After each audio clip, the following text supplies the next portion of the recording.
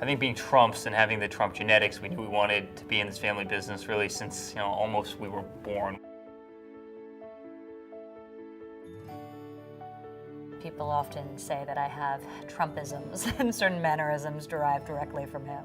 So I think starting very early, just spending a tremendous amount of time watching him engage in business was very helpful. When I spent time with him, I spent a lot of time with him, but it was on his terms. It was in the business field. It was in his office. It was in a boardroom. It was on a job site following around with construction vehicles and seeing these kind of things. And I think as a young child, that really left a pretty big impression of, kind of the grandeur of the things that we get to work on, some of the excitement that's there. When you're brought up in a certain way or when you're used to seeing certain things, it just became so second nature to just want to do that. And I think I've always wanted to do it just from a very young start. We've all really grown into the role as we developed, as we matured. We love this business more now than I think we ever have before. I think we're all pretty similar to our father from a business mindset because it's what we grew up with. That's what we know. I mean, he was our mentor. He was our teacher. We all have certain characteristics that are a lot like my father's. I don't think any one of us combined all of them. He's such a special person. I think I'm probably the most obviously like him. I think in certain ways, Eric is very similar to him in terms of his love of construction and building. And Don has his sense of humor.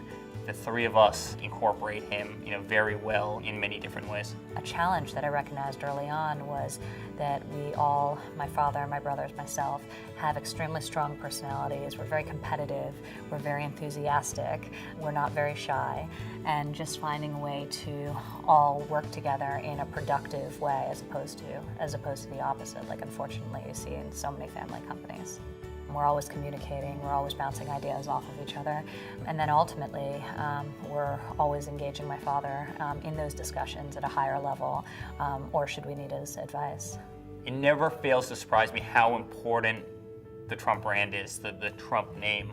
There's so many positive attributes to the name.